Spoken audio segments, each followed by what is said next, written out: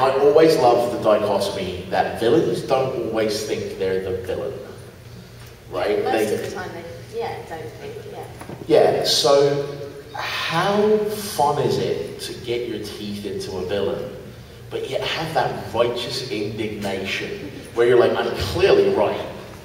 I mean, you spoke with me a little bit yesterday, Robert, about how you had Lord Zed, this very lordly character. Can you talk a bit about why that was your decision? Well, his name was Lord Zed. He's the master of the universe. He thinks he's the master of the universe. He wants to be the master of the universe. And he's the master of evil. So that's the way I approached it. I think there's a little evil part in all of us, but I can't speak for all of us, I speak for myself. I have a little evil streak in me that I was able to tap into.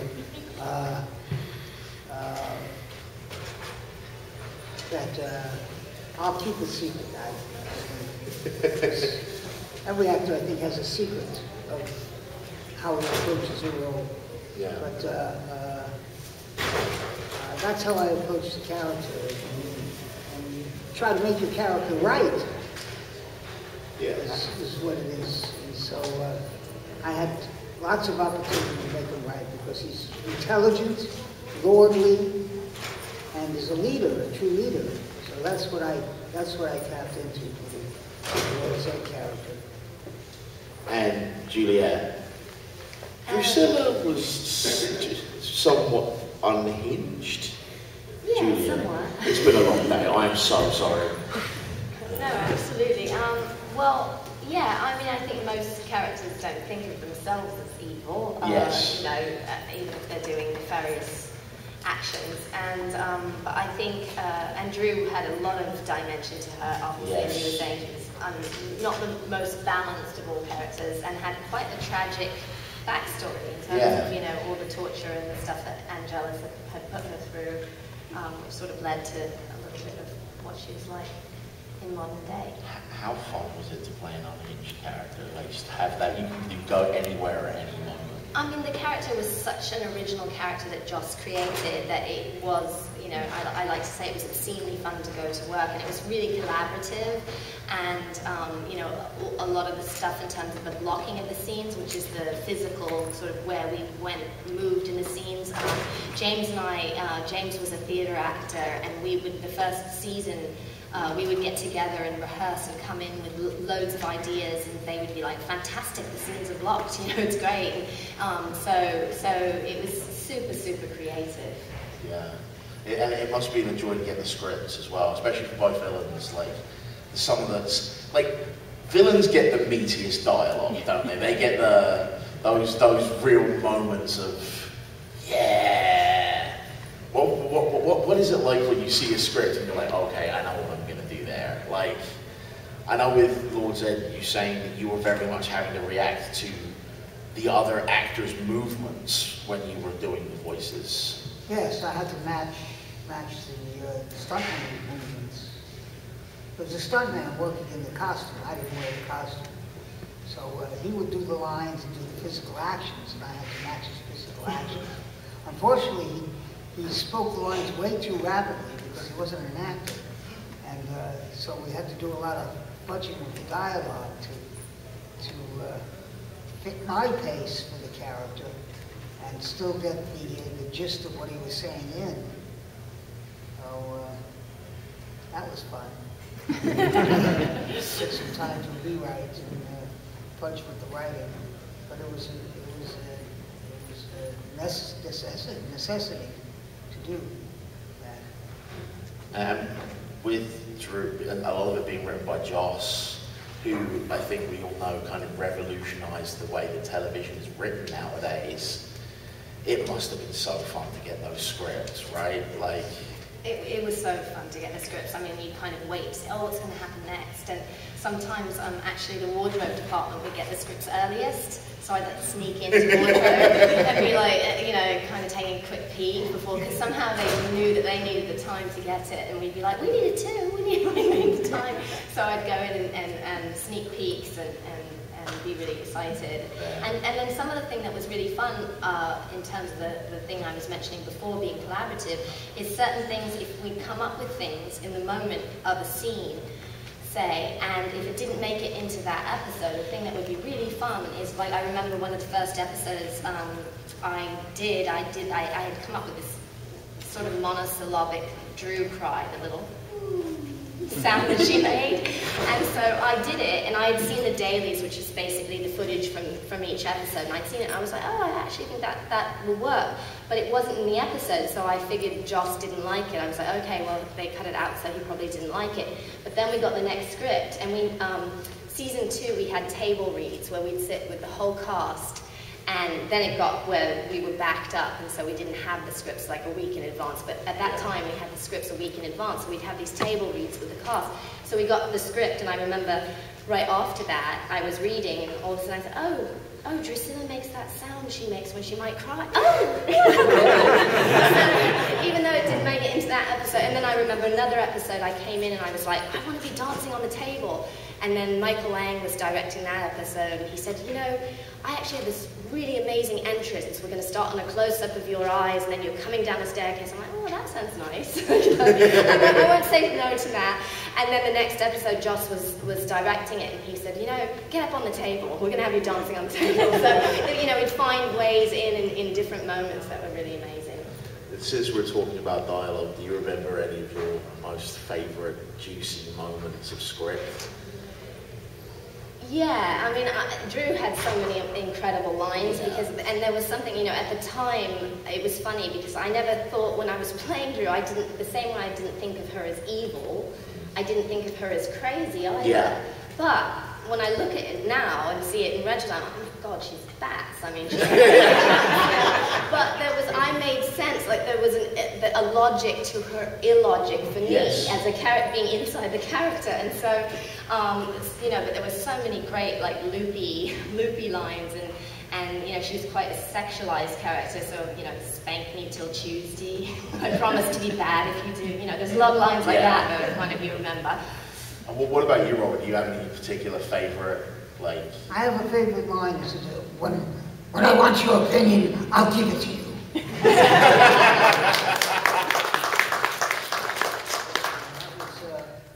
That was in the first episode. It's such a classic that line. It's just like, yes, imbecile. Like, excellent. Does anybody have any questions at this point? Anybody? Gentleman down here. Yeah, you talked about, you know, some of the scenes where you really felt yourself getting into the character and really enjoyed it. Do you ever have the complete opposite experience? Read something in a script and go, what were they thinking? Or just have it completely throw you for a loop, say, I had no idea that was coming? I never had that with Buffy. The writing was so amazing, so no, never really had that. And I mean, some television scripts are better than others. Stuff you're working on, so you have to figure out, you know, it takes, you know, well-written stuff is really much easier to do. If you're working on Shakespeare, the play supports you, you know, the material supports you. But I've never had so much stuff where I've been thrown for a loop ever, have you? Occasionally, when we had a new writer, we'd come up with a couple of lines and said what they were saying. I just said would not say this. So we changed it. Just flat out. Yeah. Anybody else?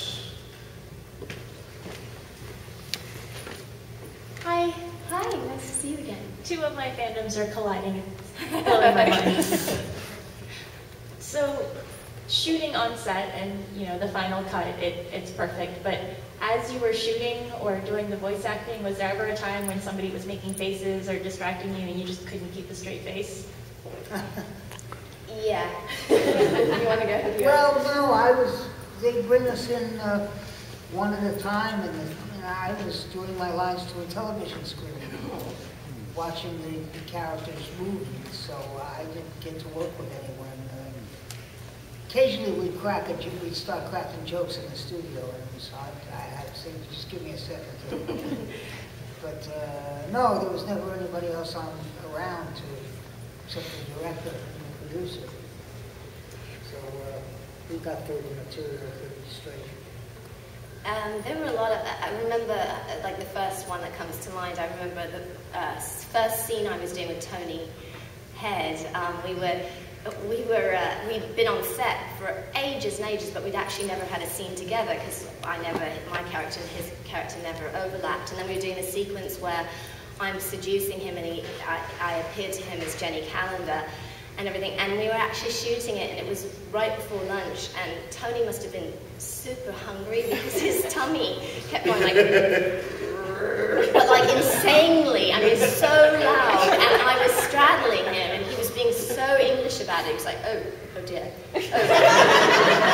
I'm so sorry, I'm so sorry. And then every time he'd like action, and it'd go, and I'm like literally like straddling him, having to get, oh dear, I'm so sorry, I must be, oh dear, I'm famished, you know. And then and so then it got to this point where it was really hard to keep a straight face, and especially we finally got through our bit, but when we had to turn the camera around, it was James and David coming in, and I think my line was something like, I'm sorry, I got lost in the moment or something, because I like keep making out with him and his character. And it started again, like it had been quiet for a minute, and then literally it was like, and so we were just like this mass, and they were trying to keep a straight face, and we were like fine because we were off camera, but the two of us were going like this and this, and you can kind of see it in the scene that they have this funny smirk on their face. It's actually because Tony's tummy was just so loud. So, yeah, we had a few things like that were quite amusing. Anybody else? Right there. This is primarily for Ms. Landau. Drew had beautiful outfits. What was your favorite? Oh, wow. Well, Cynthia Bergstrom was an incredible costume designer, and it's really hard to pick because she built, like, the black and purple dress she designed and built from scratch and had made, and then all of the stuff. And one of the things that I really liked in working with Cynthia is when my character goes from being weak to strong. The episode Surprise where I get strong, I went in for the fitting and she had that beautiful maroon dress, and I was like, you know, I'd love to have, is there a way I could have a scarf, because I really feel like in that scene I want to move and I might want to dance, and she was like, oh yeah, what if we did it backwards and we had it so that it was actually attached, and I was like, oh, that'd be perfect. And so there was a real sort of give and take in terms of all of the wardrobe feeding the performance, which is amazing. And it's, I mean, I kind of liked all of the wardrobe. Did you have a favorite one? Oh yes, the Boxer Rebellion, Edwardian walking dress. Oh, the yellow. Oh well, Which one? Which one? No, this is the one that you wear when you're in China, or when Drusilla and the rest of the famed four. Oh, the four with the power walk. Yes, and it's got the Battenberg lace insets in the sleeve and the high collar. Oh yeah, I've recreated it. Oh, how amazing! I want to see pictures. Okay, I'll find photos later. That's great. You know what's funny about that whole walking scene? I mean, this wasn't funny, but I had actually, we had been on Disney Ranch and we were doing a sequence like the 2 nights before, and I actually, I had a skirt that was too long and the shoes were a size too big, and I actually snapped my ankle, and so I had blocked the scene where I was like moving, and I just was like, okay, I'm just going to keep doing it the rest of the night, and my foot like blew up like this big and blew. And so we were supposed to, like 2 days later, do that whole thing, the villain's walk, and it was the whole thing in the episode, like we're walking, and I was like, it's going to be the villain's limp, like I can't walk, and it's not very threatening to be like, you know, Quasimodo that you're going down the thing. And so we figured out, Tim Minear, we were figuring out what can we do, and I was like, I think I can literally pull off like 4 steps, and then James and I were like, well, what if he kind of picks me up? You know, we're always been this romantic couple, and I'm like, yeah, that'll work, and they were like, yeah, and everyone was like, oh, it's so great, but it actually came about because my foot was like the size of this enormous thing, so, yeah, anyway, behind the scenes. I liked the silver underwear, the silver jockstrap. I would say you did have a very impressive start with the Z on the end. Yeah. That was quite good. Anybody else got any questions at the moment? Down here, another one. We have our first repeat questioner. Yeah, which is good. Well, we asked about Drew's outfits. Since Lord Zed was a stuntman, did you have favorite things that you wore when you were doing the voiceovers? I was famous for wearing my black athletic shorts because I was always on my way to play racquetball after the session was over. I was well known for that. Because it was always hot in the studio. The air conditioning was very good. So now when I watch the episodes, I'll just imagine the shorts. The shorts. Yeah, I'm saying sweater. My friend did, I probably shouldn't even say this, my friend was doing sound work on, and one of his first things when he was sort of interning was Marlon Brando actually came into Loop. And he was so excited, and Marlon came in from this limo, and they brought him into the booth, and he literally was wearing like this kind of kimono, and he took it off, and he was in these tiny Speedos. And he said that everybody was just kind of like, and he was like, okay, I'm ready. And he basically looped in his Speedos. Anyway. So, gentlemen there, let's get you a microphone. Thank you. Since we've said villains aren't really villains in their own mind, what did you see your character's motivation for doing evil if they weren't really trying to be evil?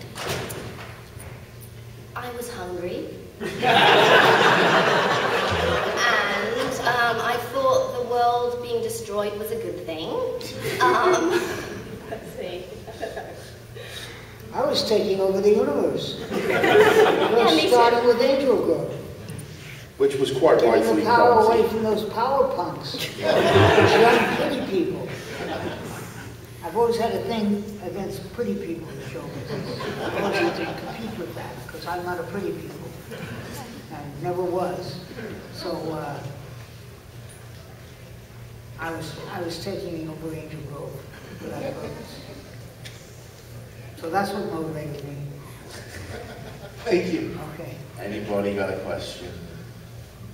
Or can I continue? Ah. If you portrayed any other type of villain, perhaps like, for instance, the Buffyverse Born a Vampire, was there a different type of villain that you would have liked to have been? Would you like to be the scariest kind of regular human being? They're pretty bad.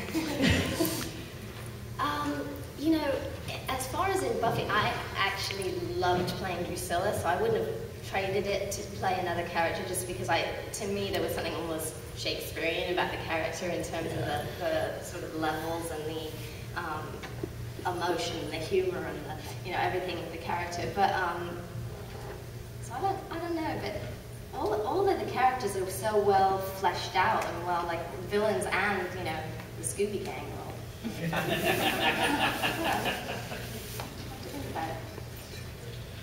How you say Shakespearean? Zed was very Shakespearean. That's what I used to use Shakespearean English for Zed. Because he was a lord.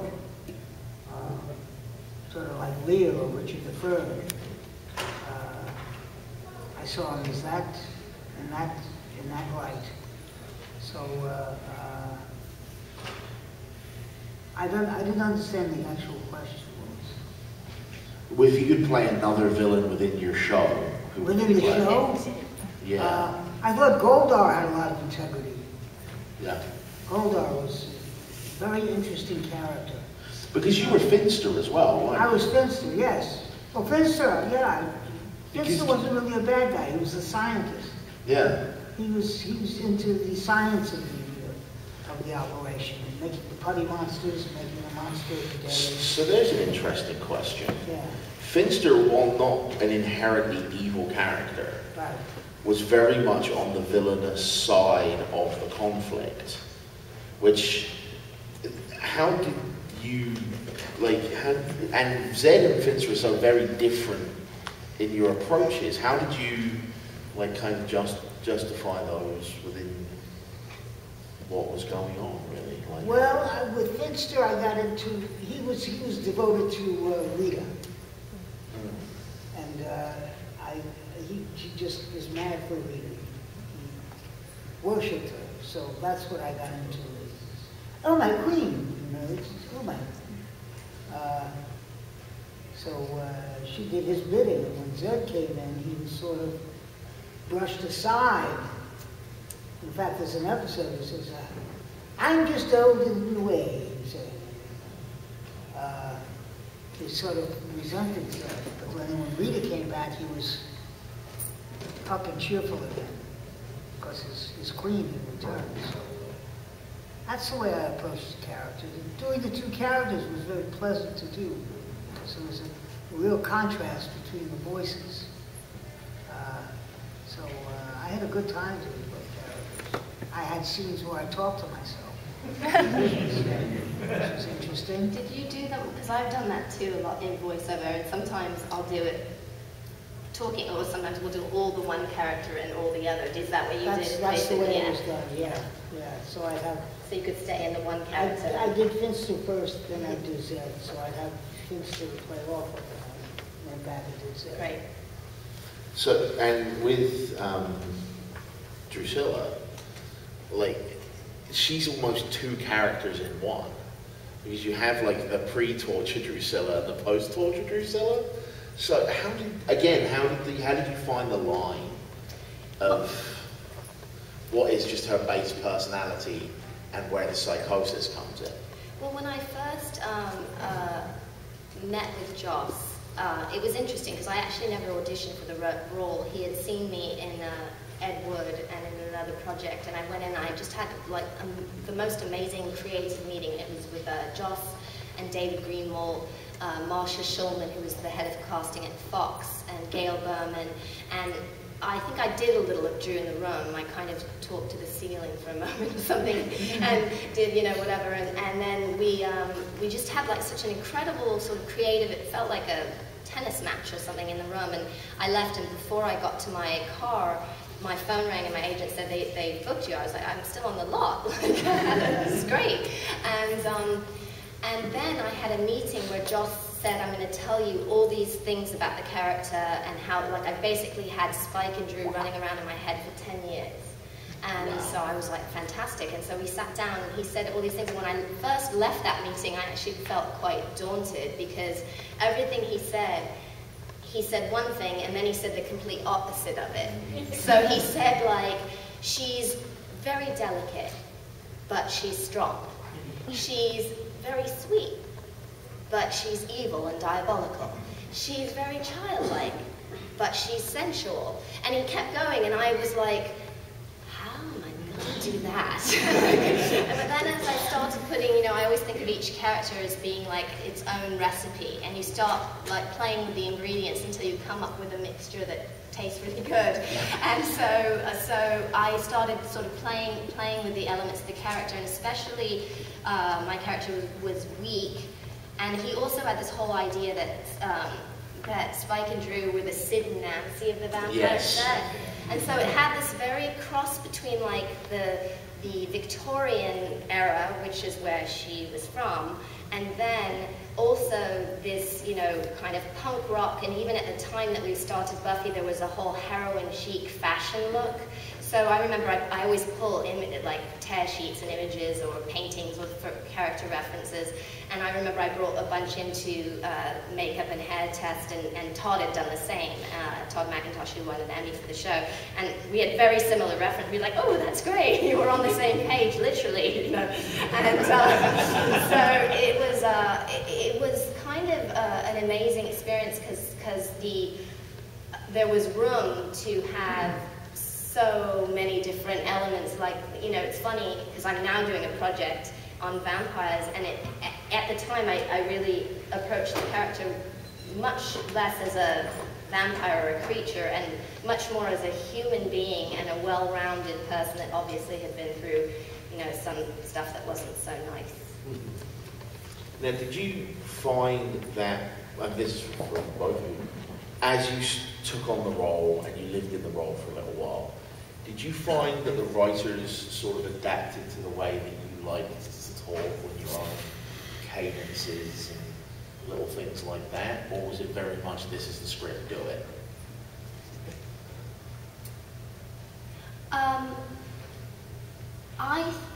I think that there was a real clear sound to Drew that kind of came. The writing had a very clear voice, and then I kind of ended up developing that kind of wafty way of speaking her, and so I think it was just immediately kind of a really good marriage, and there never was anything, you know, that I was like, this didn't feel like I would be saying. Every now and then we'd have like a little discussion about maybe dialect-wise, like it would probably work better to say this word than that word, or that kind of thing, but pretty much it was, right from the get-go, we kind of just had a marriage that felt very comfortable to me.